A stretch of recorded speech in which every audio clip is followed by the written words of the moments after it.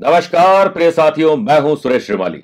ग्रहों का खेल कार्यक्रम के इस विशेष कार्यक्रम में आप सभी का बहुत बहुत स्वागत है। आज का विषय है, इसलिए बैठे बैठे पैर हिलाना मानते हैं अशुभ। वजह जानेंगे तो आप भी हैरान हो जाएंगे। कई लोगों की आदत होती है, स्पेशली माता पिता अपने बच्चों को जरूर डांटते हैं कि वे चारपाई हो, कुर्सी हो, बेड हो, ऊंची जगह हो या बेंच हो, वहां पर बैठकर पैर हिलाते रहते हैं और धीरे धीरे उनकी आदत बन जाती है। घर के बड़े बुजुर्ग ऐसा ना करने की सलाह देते हैं, क्योंकि बैठे बैठे खाना खाते और सोते वक्त पैर हिलाना एक बैड हैबिट माना जाता है। अगर आपके बड़े बुजुर्ग ऐसा ना करने के लिए कह रहे हैं तो वह आपके बारे में काफी अच्छा सोचते हैं। इस आदत की वजह से न सिर्फ धन संबंधी समस्याओं का सामना करना पड़ता है, बल्कि शरीर में कई तरह के रोग भी जन्म लेते हैं। ज्योतिष और वैज्ञानिक दोनों ही दृष्टिकोण से पैर हिलाना अच्छा नहीं माना जाता है। आइए जानते हैं, बैठे बैठे पैर हिलाना आखिर अशुभ क्यों होता है। सबसे पहला, मनसो जातक चंद्रमा। चंद्रमा इससे हो जाते हैं कमजोर, क्योंकि मन और मस्तिष्क में बहुत सारी दुविधाएं चल रही होती है। तो आप एंग्जाइटी के बलबूते पर कुछ ना कुछ करना है। कई लोग पैर हिलाते रहेंगे, पैर हिलाते रहेंगे, कुछ ना कुछ टक टक टक टक कुछ करना जरूरी है उनको।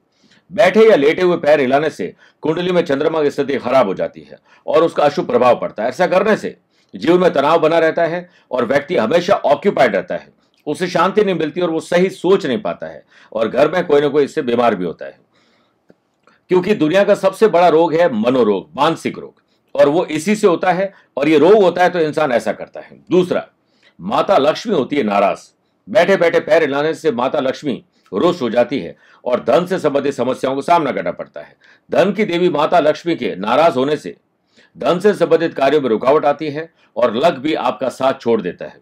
यह सुख, सफलता और धन के स्तर को कम करता है। इसीलिए अगर आप ऐसा करते हैं तो इस आदत को तुरंत बदलना शुरू कर दीजिए। तीसरा, पूजा पर इसका अशुभ प्रभाव पड़ता है। अगर आप पूजा कर रहे हैं और उसमें भी किसी जगह पर बैठकर पैर हिला रहे हैं तो पूजा का फल नहीं मिलता है, क्योंकि आपका ध्यान कहीं और है और आप पैर हिलाने में लगे हुए हैं और इधर आपको मंत्र पढ़ना है और अशुभ प्रभाव का इससे सामना करना पड़ता है। साथ ही घर के इष्ट देव भी नाराज होते हैं, क्योंकि धीरे धीरे ये जो हरकत है, ये आदत मानसिक रूप में मानसिक रोगी बना देती है और मानसिक रोगी होने पर आपका पूजा में मन नहीं लगेगा। जब मन नहीं लगेगा तो आपको वो परिणाम नहीं मिलेंगे। अगला है नेगेटिव इफेक्ट। शाम के समय पैर हिलाने की आदत बहुत अशुभ मानी जाती है।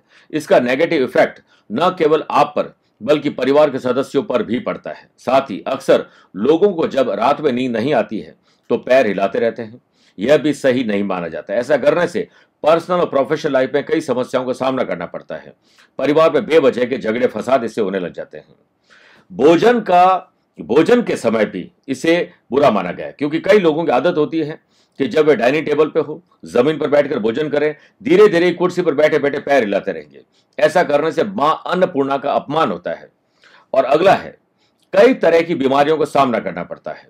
जैसे मैंने आपको पैर हिलाने की आदत के बारे में बताया, वो मानसिक रोग तो पैदा करते ही हैं।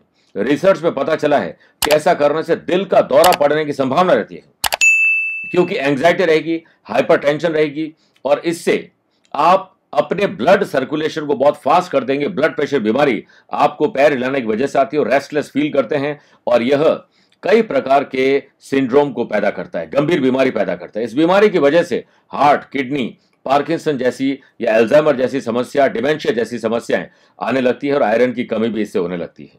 कोशिश करिए कि अगर आपको इन समस्याओं से निजात पाना है तो निश्चित मानिए आज से पैर हिलाने की आदत को बंद कर दीजिए और अपना ध्यान वहां लगाइए जहां पर आप हैं और 100% अपने एनर्जी के साथ जिस वक्त जो काम कर रहे हैं वही करिए। ये पैर हिलाने वाले काम को आज से बंद कर दीजिए।